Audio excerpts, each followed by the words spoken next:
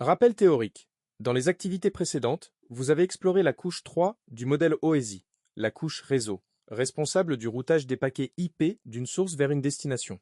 Un paquet ne va jamais directement d'un ordinateur A à un ordinateur B sur Internet. Il traverse une série de routeurs intermédiaires, appelés SOHOP en anglais.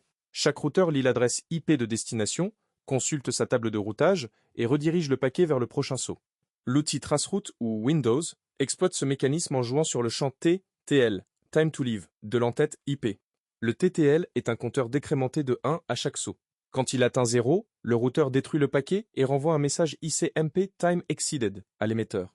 Traceroute envoie successivement des paquets avec TTL égale 1, TTL égale 2, TTL égale 3, etc. Chaque routeur sur le chemin se dénonce tour à tour en renvoyant ce message d'erreur. On obtient ainsi la liste ordonnée des routeurs traversés, avec les temps de réponse. Erreur fréquente. Certains routeurs filtrent les messages IMC ou refusent de répondre, ils apparaissent comme dans la sortie. Cela ne signifie pas que le paquet ne passe pas, seulement que ce routeur est silencieux.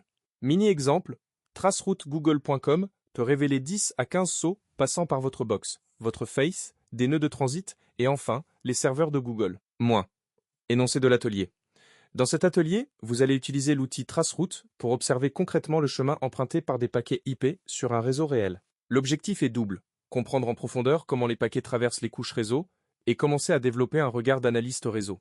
Compétence fondamentale pour tout pentesteur ou spécialiste en cybersécurité qui doit cartographier une infrastructure cible avant toute intervention. Vous disposez de 2 heures pour compléter cet atelier et déposer votre livrable. Passé ce délai, la soumission ne sera plus acceptée. Moins. Étape 1. Préparation de l'environnement. Ouvrez un terminal sur votre machine, Linux, macOS. Terminal, Windows, PowerShell ou invite de commande. Vérifiez que l'outil est disponible. Tapez Traceroute version, Linux, macOS ou /. Windows. Si Traceroute n'est pas installé sur Linux, installez-le via votre gestionnaire de paquets, apt, yum, etc.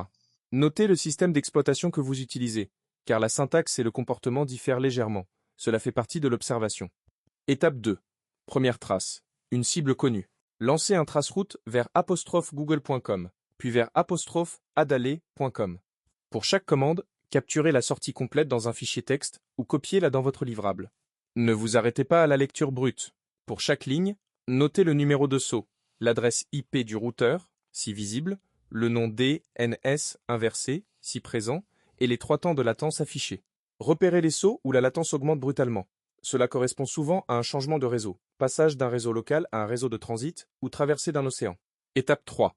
Analyse d'une trace avec des sauts muets. Lancez maintenant un traceroute vers une cible qui filtre probablement les IMP. Par exemple, traceroute-imicrosoft.com. Identifiez les sauts s'affichant. Expliquez dans votre livrable pourquoi ces sauts apparaissent ainsi et ce que cela implique pour un analyste réseau ou un pentester qui tente de cartographier une infrastructure. Distinguez un saut muet d'une destination injoignable. Étape 4. Comparaison et géolocalisation. Choisissez 2 destinations dans des régions géographiques différentes, par exemple un site européen et un site hébergé aux États-Unis ou en Asie. Comparez le nombre de sauts, la latence totale et les noms de domaine des routeurs intermédiaires. Utilisez un outil de géolocalisation d'IP par exemple, ipinfo.io' ou GeoIP-Lookup pour identifier la localisation approximative de 3 à 5 routeurs sur chacun des 2 chemins. Représentez visuellement, même sous forme de tableau simple, le parcours géographique de vos paquets. Étape 5. Réflexion et livrable. Rédigez une synthèse de 200 à 300 mots répondant aux questions suivantes. Qu'est-ce que cette analyse vous apprend sur la topologie d'Internet? Quelles informations un attaquant pourrait-il extraire d'un traceroute lors d'une phase de reconnaissance? Comment un défenseur pourrait-il utiliser traceroute pour diagnostiquer un incident réseau? Joignez toutes vos captures de sortie brute et votre analyse dans un seul document, PDF, Markdown ou texte structuré.